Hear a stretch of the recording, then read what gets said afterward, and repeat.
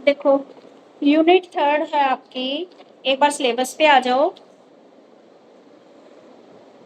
Aspect of teaching mathematics 14 marks की है। इसमें आप पढ़ोगे belief about teaching learning process, ठीक है। और क्या क्या पढ़ने वाले हो, planning for teaching, lesson plan कैसे बनाना है, एक्टिविटी बेस्ड टीचिंग क्या होती है, जॉयफुल एक्टिविटी क्या होती है, correlation of mathematics with other subjects के साथ इसका क्या कोरिलेशन है, language of mathematics, problem of mathematics teaching, ठीक है। ये हमें यहाँ पे पढ़ने हैं। 14 मार्क्स के है। उसके बाद आपकी 4th और 5th यूनिट रह जाएंगे। देखिए भाई, 3rd यूनिट टीचिंग क्या होती है, ये पहले भी आया हुआ है, लेसन प्लान वाला और टीचिंग वाला। टीचिंग क्या होती है पहले पढ़ा रखा है ना। टीचिंग अगर हम देखा जाए तो शिक्षण वह विधि है जिसमें टीचर कक्ष में करते हैं। जिसे टीचर क्या है, टीचिंग आपकी क्लासरूम के अंदर होती है। क्लास में शिक्षक बताते हैं, हमें समझाते हैं, एक्सप्लेन करते हैं, उदाहरण देते हैं, समस्या प्रस्तुत करते हैं और हल खोजने के लिए हमें मोटिवेट करते हैं। तो सवाल हल करने में सहायता करते हैं, क्वेश्चन पूछते हैं, बच्चों के कार्य और एक्टिविटी को कंट्रोल करते हैं, छात्रों की गलतियों को सही राह दिखाते हैं आदि। तो छात्र और टीचर के बीच में जो ये वार्तालाप चलता है किसी विषय से संबंधित, वही क्या कहलाती है, टीचिंग कहलाती है। ठीक है, समझ में आ गया। यह कंटिन्यूअस चलने वाली प्रोसेस है। प्रतिदिन का वार्तालाप पिछले दिन की वार्तालाप प्रक्रिया को आगे बढ़ाता है। यहाँ पर टीचर का मुख्य उद्देश्य है स्टूडेंट लर्निंग होता है कि जहां तक संभव हो सके टीचर को हर एक परिस्थिति में अपने बच्चे को समझाना है। समझ में आ गया टीचिंग क्या होती है। Yes ma'am. आगे देखो, अब देखो बेटा, मैं ज्यादा टाइम नहीं लगाऊंगी, फटाफट खत्म करवाना है मुझे। अब ये तो है भी काफी लंबा है। देखो भाई, टीचिंग आगे है आपकी, टीचिंग लर्निंग संबंधी विभिन्न विचारों को प्रस्तुत कीजिए। यानी कि क्या क्या इसके बारे में हमें विचार प्रस्तुत किए गए हैं, किस किस व्यक्ति ने क्या क्या कहा गया है, उनके बारे में हमें यहाँ बताना है। तो देखिए भाई, टीचिंग क्या है, एक टेक्नोलॉजिकल प्रोसेस है जिसके द्वारा हम ह्यूमन बिहेवियर में क्या करते हैं, चेंज करते हैं। यह क्या एक तकनीकी प्रोसेस है जिसके जरिए हम क्या करते हैं, ह्यूमन बिहेवियर में चेंज करते हैं। चेंज करने का सेंस यहाँ पे क्या आ गया, मान लो पहले बच्चे को वो चीज नहीं आती थी और अब आपने उनको पढ़ा दिया तो वो बच्चे उस चीज को सीख गए। तो ये क्या है, उनके बिहेवियर में चेंज करना। दूसरा है, टीचिंग उन सभी कार्यों का कोऑर्डिनेशन है जो टीचर छात्रों के लर्निंग हेतु करते हैं। यानी कि क्या है, ये बहुत सारे कार्यों का क्या होता है, कोऑर्डिनेशन होता है। इसके द्वारा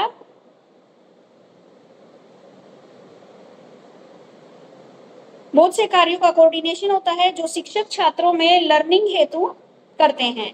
टीचर का जानना है तथा प्लानिंग करता है कि छात्र को कैसे लर्निंग करानी है, क्या क्या मुझे समझाना है। ठीक है, उसके बाद है 3rd, टीचर को पूर्व नियोजित श्रृंखलाबद्ध कार्य स्वरूप माना गया है। यानी कि क्या होता है, ये प्री प्लान्ड होती है। टीचिंग क्या होती है आपकी, प्री प्लान्ड होती है। यानी कि आप मान लीजिए जब भी आप पढ़ाते हो तो आपके मन में ये होता है, पहले से ही प्लानिंग होती है, भाई आज मुझे ये वाला टॉपिक पढ़ाना है, ठीक है। या फिर आज की जो क्लास खत्म करके आप क्या बोलोगे, मुझे कल ये टॉपिक पढ़ाना है, ठीक है।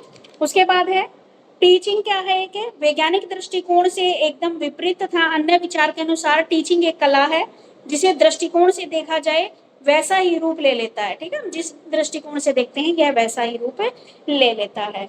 इन दोनों विपरीत धारा वाले विचारों में कोऑर्डिनेशन में शिक्षण को एक नया रूप दिया है। टीचिंग विशेष प्रतियों में शिक्षक और छात्र के बीच एक सक्रिय क्रिया होती है। दोनों इसमें एक्टिव तरीके से पार्टिसिपेट करते हैं।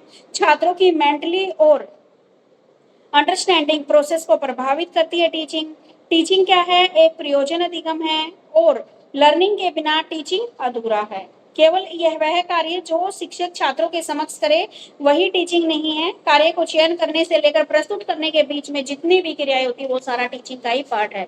अब देखो भाई, इसमें कौन कौन से विचार व्यक्त किए गए। सबसे पहले तो टीचिंग क्या है, एक तकनीकी प्रोसेस होती है, ठीक है। ये मानव के व्यवहार को चेंज करने के लिए टीचिंग कराई जाती है। दूसरा, सभी कार्यों का कोऑर्डिनेशन होता है, यानी कि छात्रों को से रिलेटेड जितनी भी क्रियाएं होती है उन सारी क्रियाओं का इसमें कोऑर्डिनेशन होता है। शिक्षक के पहले से नियोजित प्री प्लान होती है आपकी टीचिंग। दूसरा, टीचिंग क्या है, एक कला होती है, ठीक है, जिसमें एक व्यक्ति दूसरे अपने बच्चों को समझाता है, ठीक है, उनके बिहेवियर में चेंज करता है। इसमें टीचर और स्टूडेंट दोनों क्या है, एक्टिव तरीके से पार्टिसिपेट करते हैं। टीचर एक मानसिक तथा बोधात्मक प्रक्रिया को प्रभावित करता है। ये क्या है, लर्निंग पर, यानी कि बिना टीचिंग के आपकी लर्निंग अधूरी होती है। केवल यह कार्य टीचर के क्या है, टीचर के सिर्फ समझाने मात्र से खत्म नहीं हो जाता। ये टीचिंग का कार्य आपका कहाँ से प्रारंभ होता है कि आज क्या कराना है, कल क्या कराना है, उसकी प्लानिंग करने से लेकर उसको प्रस्तुत करना, उसको समझाना, ठीक है, ये सारे स्टेप इसके अंदर शामिल होते हैं। ठीक है भाई, समझ में आ गया?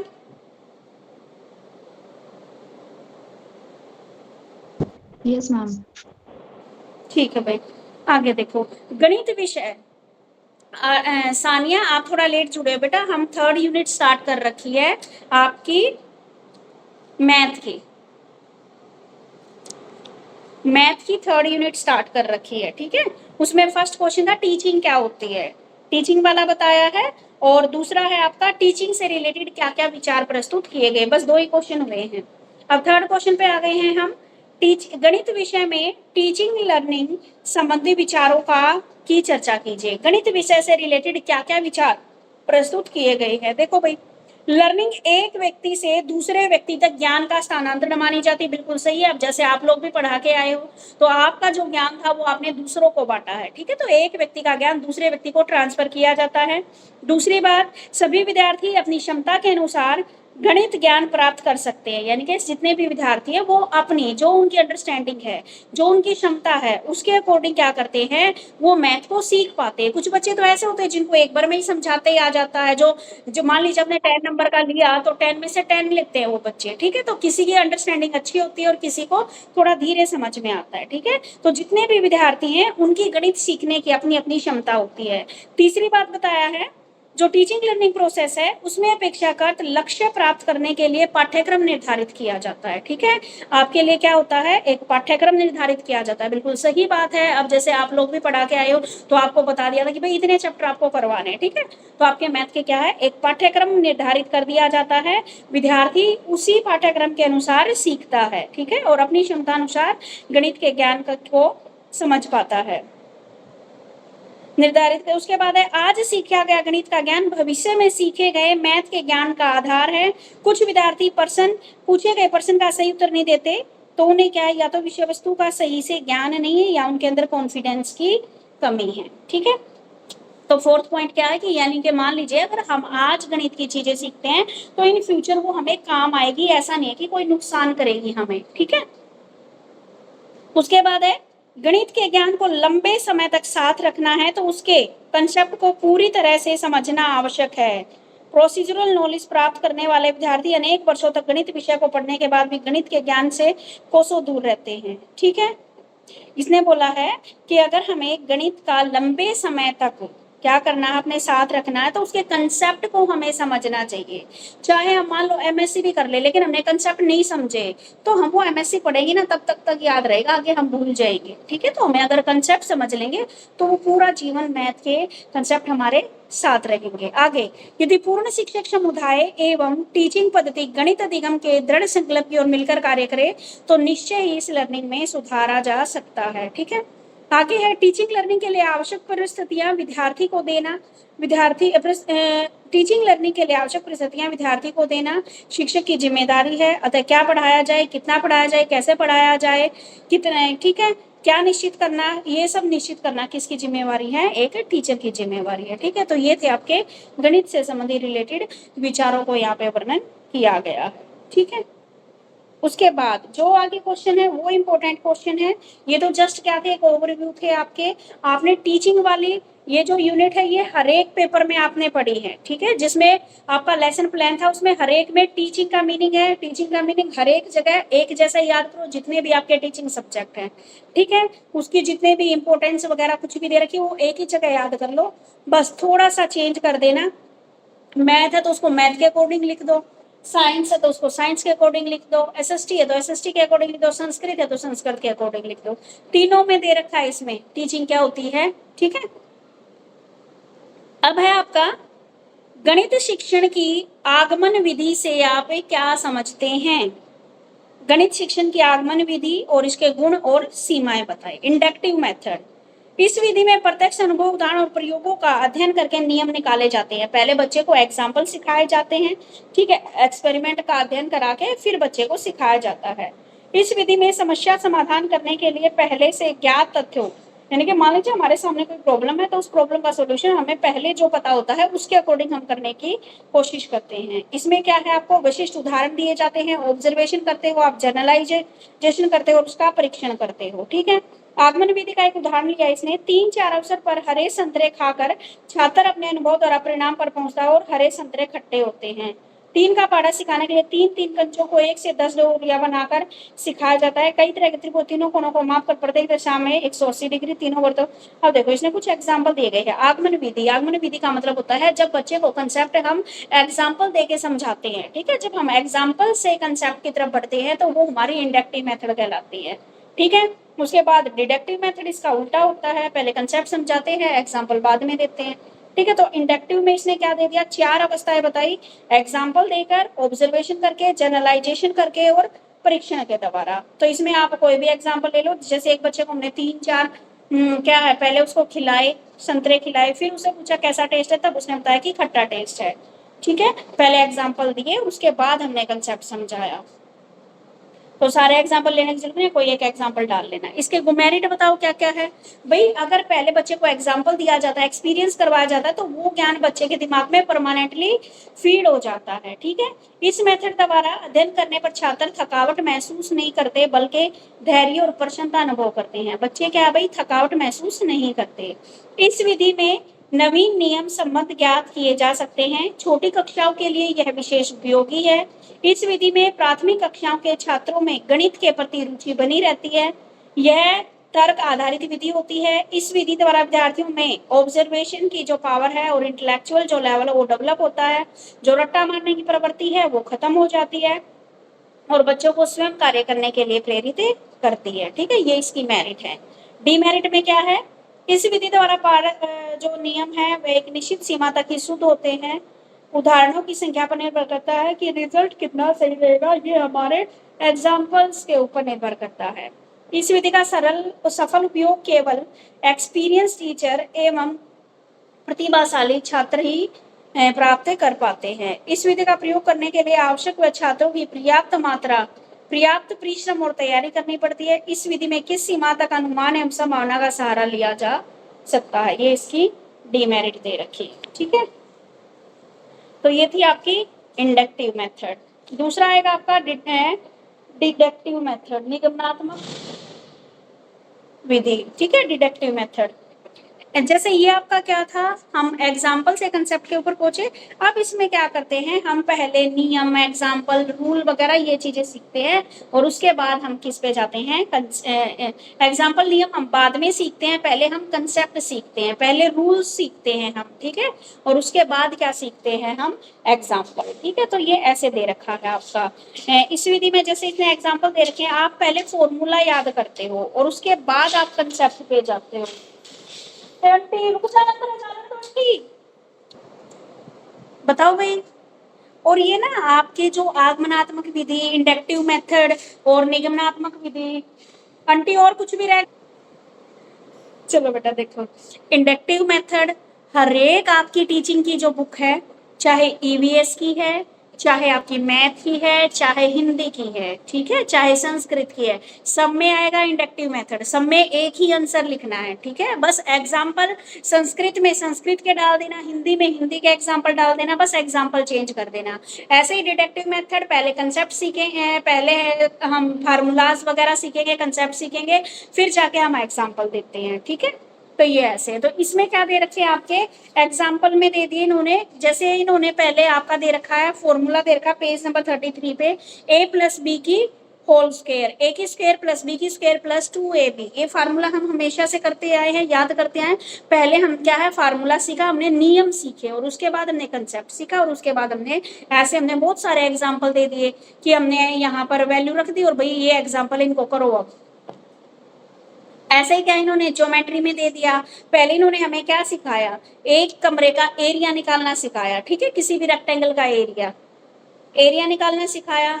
उसके बाद हमने पहले एरिया का फार्मूला याद किया, उसको कंसेप्ट समझा हमने, फिर हमने बहुत सारे एग्जाम्पल किए इसके थ्रू। ऐसे इन्होंने क्या है, संख्याओं का योग करना सिखा दिया आपने, त्रिभुज का क्षेत्रफल निकालना जो हीरोन्स का फार्मूला है एस एस माइनस। जरूरी नहीं है कि आप सारे यही एग्जाम्पल लो, बिल्कुल भी नहीं, आप इजी इजी एग्जाम्पल बना लो, जो जो फार्मूले आपको याद है बस उन्हीं के एग्जाम्पल बना लो। ये जो संख्याओं का योग है ये हो सकता है आप लोग भूल चुके हो, क्योंकि ये 10th वाला टॉपिक है, ठीक है। और S minus A S minus B S minus C ये 9th वालों के में है, हीरोन्स फार्मूला। तो जरूरी नहीं है यही करो, जो जो एग्जाम्पल आपको या जो जो फार्मूले आपको याद है वो फार्मूले आप यहाँ पे लिख देना। फिर इसकी क्या बता रखी है, विशेषताएं बता रखी हैं और इसकी सीमाएं बता रखी। विशेषताएं देखो भाई इसमें क्या है, इसमें विशेषता यही है कि पहले बच्चे आप फॉर्मूला सीखते हो, उसका विधि सीखते हो, नियम सीखते हो, उसके बाद उस पर ज्ञान पे आते हो, ठीक है। इस विधि में ज्ञात सूत्रों की उपयोगिता का क्षेत्र बहुत व्यापक होता है, छात्रों एवं अध्यापकों को कम परिश्रम करना पड़ता है। कम परिश्रम इसलिए करना पड़ता है, एक फार्मूला दे दिया भाई उसी में आपको एग्जाम्पल पुट करते जाना और निकालते जाना है, ठीक है। जितनी भी नवीन समस्याएं उनको हल करने में यह अत्यंत उत्तम विधि है, समस्याओं को हल करने की विशेष सुविधा प्रदान करती है, उस समय भी उपयोगी सिद्ध होती है जब पाठ का जीवन में कोई संबंध स्थापित किया जाना संभव नहीं हो। निगमनात्मक विधि की सीमाएं बता दी, ज्ञान स्थायी नहीं होता है, बिल्कुल सही बात है, फार्मूले आपको लंबे टाइम तक याद नहीं रहते हैं, तो ये ज्ञान क्या होता है हमारा, परमानेंट नहीं होता है। छोटी कक्षाओं के लिए बिल्कुल भी उपयोगी नहीं है, बिल्कुल सही। रटने पर अधिक बल देता है, हाँ जी, फॉर्मूलों को हमें रटना पड़ता है, कोई भी साइकोलॉजिकल मेथड नहीं है ये।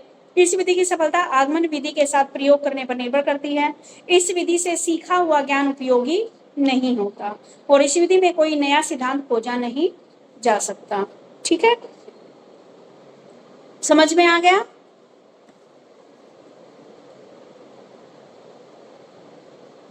Yes, ma'am.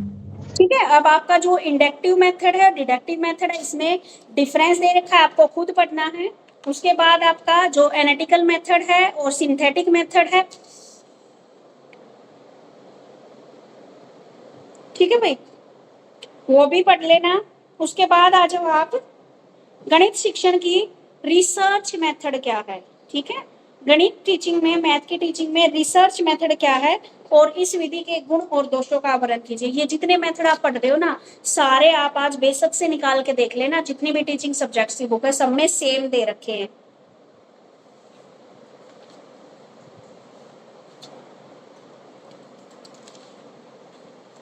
देखो भाई, सबसे पहले आती बात हमारी किसकी, रिसर्च मेथड की। रिसर्च मेथड, इस विधि की खोज प्रोफेसर H.I. आर्मस्ट्रॉन्ग ने की थी। इनका प्रयोग विज्ञान विषय को पढ़ाने के लिए किया गया था, किंतु इसकी उपयोगिता के कारण गणित में भी इसका उपयोग किया जाने लगा।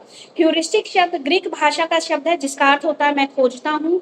तो इस विधि में छात्र एक रिसर्चर के तौर पर क्रियाशील रहते हैं, वे स्वयं कार्य कर समस्याओं के समाधान प्राप्त करते हैं। रिसर्च मेथड, ठीक है, स्वयं क्या है, उनके सामने हम एक प्रॉब्लम दे देते हैं, बच्चे स्वयं उसमें घटा जमा गुणा भाग कुछ भी करके उसका आंसर निकाल के लाते हैं, ठीक है। तो ये रिसर्च मेथड है, ठीक है। मैंने आपको जस्ट एक प्रॉब्लम दे दी कि भाई आपको ये क्वेश्चन करके लाना है, चाहे आप इसको कहीं से भी, तो आप सर्च करोगे, चाहे गूगल पे सर्च करो, चाहे अपनी बुक में सर्च करो, तो ये ऐसे होती है आपकी, ठीक है, रिसर्च मेथड।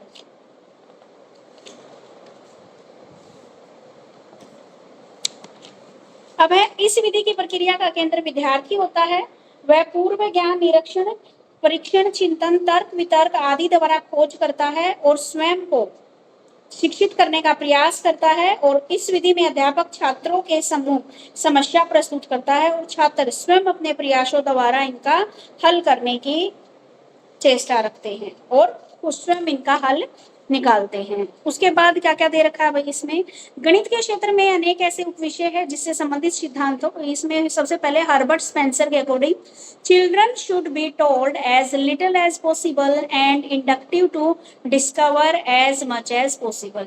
इसमें क्या है, इसमें बताया गया है कि एक जो छोटा सा बच्चा है संभव करता है इंडक्टिव से लेकर, बच्चा क्या है इन चीजों को समझते हुए संभव बनाता है। पहले वो इंडक्टिव से चला, डिडक्टिव पे पहुंचा और फिर वह डिस्कवरी के ऊपर पहुंच गया, डिस्कवरी मेथड के ऊपर। ठीक है, यानी कि एक छोटा सा बच्चा इंडक्टिव से होते हुए किस प्रकार आपका रिसर्च मेथड पे पहुंच जाता है। अब एक गणित के क्षेत्र में अनेक उप विषय है जिनसे संबंधित सिद्धांतों की खोज छात्रों द्वारा कराई जा सकती है। उदाहरण के लिए निम्नलिखित बातों को छात्र स्वयं ज्ञात कर पाठ्य वस्तु को समझ सकते हैं। सत्यपरता, निश्चितता, सूक्ष्म निरीक्षण, चिंतन शक्ति, आत्म शिक्षण की क्षमता इस विधि में आवश्यक है। ठीक है, यानी कि गणित के अंदर भी बहुत सारे क्या होते हैं, हमारे उप विषय होते हैं। उप विषय का मतलब जैसे देखो परसेंटेज निकालना आ गया आपका, स्क्वायर निकालना आ गया, एरिया निकालना आ गया। ठीक है, तो ये क्या है इसके अंदर जो हमें क्या क्या है, हमारी रीजनिंग पावर को बढ़ाते हैं, हमारी सेल्फ टीचिंग को बढ़ाते हैं। हम क्या करते हैं, बिल्कुल बारीकी से माइक्रो ऑब्जर्वेशन उसकी करते हैं। ठीक है, तो इसमें बहुत सारे, तो इसमें क्या है, आप प्रतिशत वाला ले सकते हो। प्रतिशत में आप, परसेंटेज में आप बच्चे को क्या सिखाते हो, सबसे पहले फ्रैक्शन वाली बात, न्यूमरेटर क्या होता है, डिनोमिनेटर क्या होता है, फिर हमें क्या है 100 को बेस मानकर इसको कभी मल्टीप्लाई करेंगे, कभी डिवाइड करेंगे। ठीक है, उसके बाद आप क्या सीखते हो, स्क्वायर सीखते हो, वर्गमूल करना, जो आप ज्योमेट्री के अंदर सीखते हो, ज्योमेट्री के अंदर। ठीक है, वर्गमूल निकालना, फिर क्या है आप एक भुजा का वर्ग निकालना, क्षेत्रफल निकालना, किसी वर्ग के क्षेत्रफल को प्रदर्शित करना। ठीक है, क्षेत्रफल निकालना, आपका एरिया निकालना कि कोई वस्तु कितना स्थान घेरती है तो वह उसका एरिया कहलाती है। तो इसमें आपने फार्मूले लिख दिए, जो जो फार्मूले आपको उस टाइम पे याद आए, चाहे आपको जरूरी नहीं है कि यहाँ पे आपको रेक्टेंगल दे रखा तो रेक्टेंगल का ही नहीं, जो सी शेप आपको याद है उसी का एरिया लिख दो वहां पे। ठीक है, अभी है क्या भाई, आगे दे दिया इसने, कुछ आपके दे दिए इन्होंने एल्जेब्रिक मैथ के जितने भी फार्मूलेज हैं वो दे दिए, और एल्जेब्रिक मेथड में जो आपकी लाइंस और एंगल वाला चैप्टर आता है वो भी इन्होंने यहाँ पे दे दिया। ठीक है, समझाने के लिए कि इसमें आपको क्या दे रखी हैं, आप ये कराना, इसमें 3 टाइप की लाइनें दे रखी है। आप लाइंस और एंगल में आप ये बनाना ना, एक तो आपकी होगी इंटरसेक्टिंग लाइन, यानी कि जो क्रॉस कर रही है, इंटरसेक्टिंग लाइन। फिर एक आप एग्जांपल दे देना, पैरेलल लाइन बना देना ऊपर नीचे।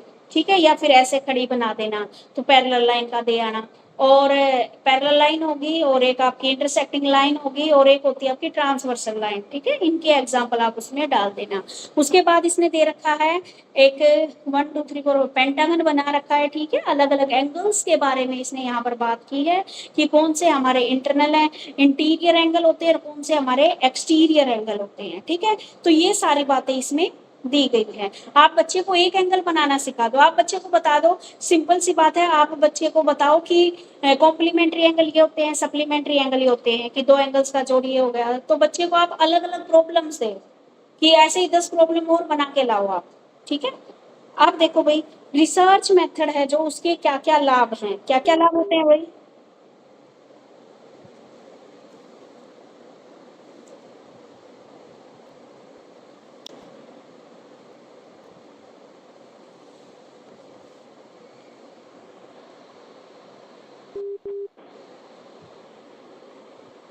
भाई एक भी देखो, इसके क्या क्या लाभ बताए हैं हमने।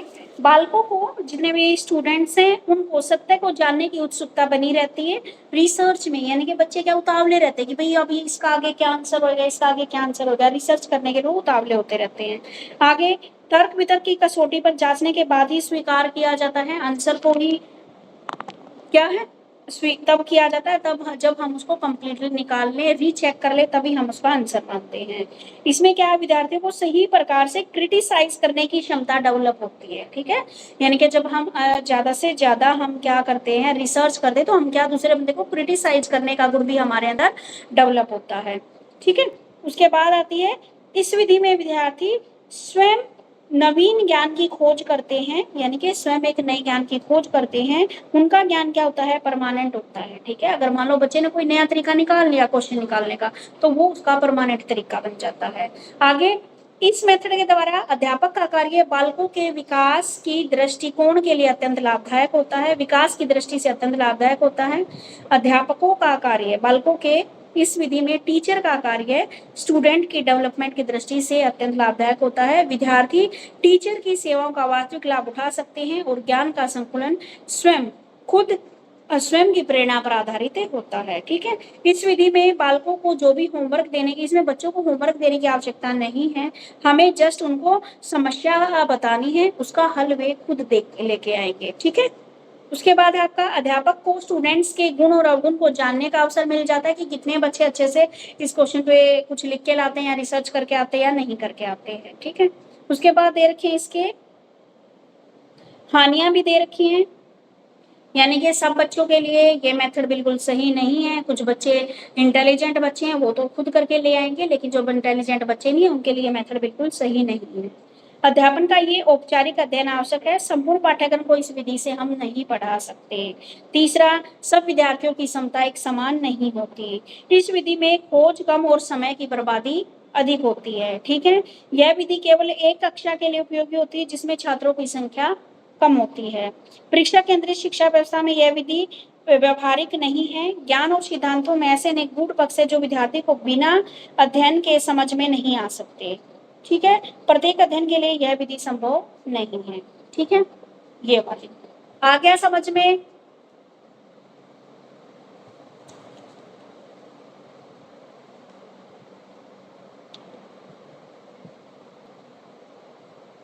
क्लास चली भी हुई है या नहीं?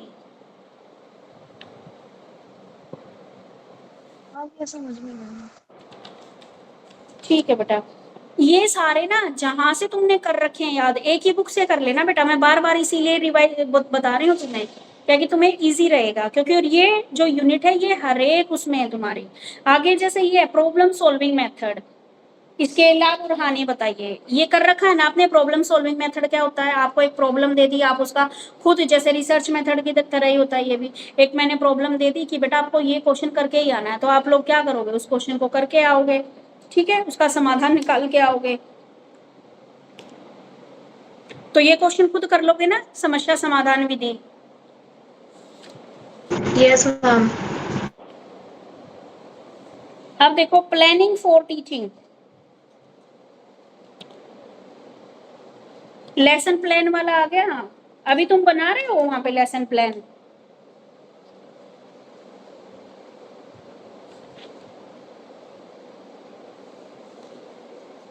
है आरती और सानिया? यस मैम, बनाए हैं। मैम बनाए थे लेकिन सारे नहीं बने हैं। अच्छा, देखो इसमें आपका, देखो जो जो पहले करवा रखा ना बेटा वो नहीं करवाऊंगी। एक तो सच्ची बताऊं, तुम दोनों नहीं थे ना तो कोई भी क्लास अच्छे से नहीं ले रहा था। आप लोग दोनों हो तो डेली क्लास लेते हो, तुम्हारी मेरे ख्याल में डेली आओगे क्लास में।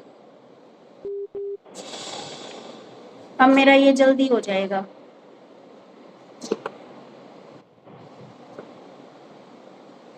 सिलेबस, यानी क्या है बीच बीच में फोन।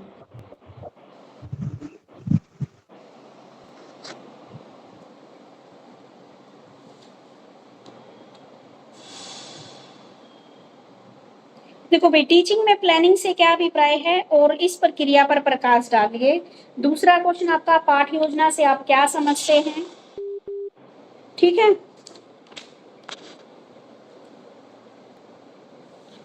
पाठ योजना से आप क्या समझते हैं, ये वाली बात आपको। अब मेरे को ये बताओ, नमस्ते बेटे, कौन कौन सा क्वेश्चन आप पढ़ के आ जाओगे?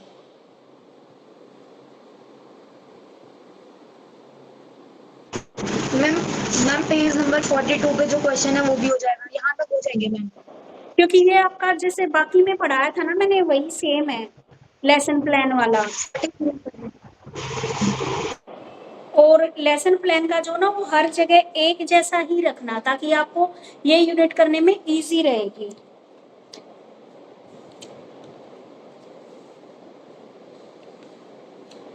फोर्टी टू तक। उसके बाद आ जाएगी एक्टिविटी बेस्ड टीचिंग मेथड, क्या है आपके। ठीक है, मेरे ख्याल में कल फिर मैं यहाँ से पढ़ा दूं, या तो 44 पेज से या 46 पेज से, बताओ कर दो पेपर से? मैम 44। 44 से? Yes ma'am. ठीक है, तो कल ना आप 44 तक पढ़ के आ जाना, हो जाएगा सानिया? चाहिए, नहीं समझ में आ रहा बुक कौन सी है। क्या बेटे? बुक कौन सी करा रहे हो आप? मैथ्स की करा रही हूँ। अच्छा, अभी तेरे को ये नहीं पता कौन सी बुक चल रही है? मैं तो सुन मैथ्स रही की थी, मैंने बेटा। बुक नहीं बोली। हाँ, मैथ्स की थर्ड बुक चल रही है, वो थर्ड यूनिट चल रही है। राजरानी एक बार देखो, ये जो है आपका लेसन प्लान वाला कर लोगे ना, क्योंकि लेसन प्लान वाला आपका हर एक उसमें आया वो सेम है। एक ही जगह याद कर लेना इसको, पाठ योजना क्या होती है। एक बार पेज नंबर बता दो ना मैम, बीच में कट गया था ये। पेज नंबर है बेटा 38, 39, 40, 41, 42, 43।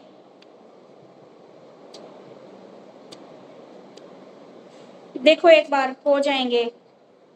फिर मैं कल ऐसा करूंगी 44 से पढ़ा दूंगी, क्योंकि हम मेरे को भी भाई तुम्हारा सिलेबस का वो लगा हुआ कि पता नहीं खत्म होगा नहीं होगा।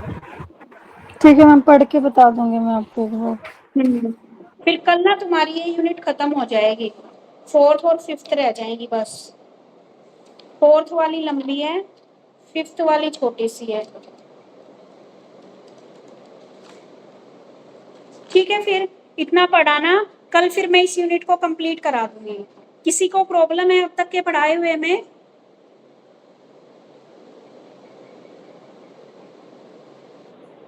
अभी तो ऐसे कुछ खास प्रॉब्लम नहीं है। बेटा पेपर आ गए राजरानी, अब तो पढ़ ले। अब ये लगा लो 25 से है ना आपके एग्जाम? Yes ma'am. हाँ, तो 25 से हैं। आज ये लगा लो कुल 20 दिन रह गए हैं तुम्हारे, 4 तारीख हो गई आज। और 20 दिन में से तुम्हारे 2 दिन हो जाएंगे, 9-10 को जो ओरिएंटेशन प्रोग्राम होना उसका। 9-10 को जाना है मैम या 10-11 को जाना है? 9-10 को। प्रैक्टिकल 2 बनेगी ना? हाँ, प्रैक्टिकल 2 बनेंगे। उसी में से कुछ पूछेंगे वहाँ पे? हाँ जी।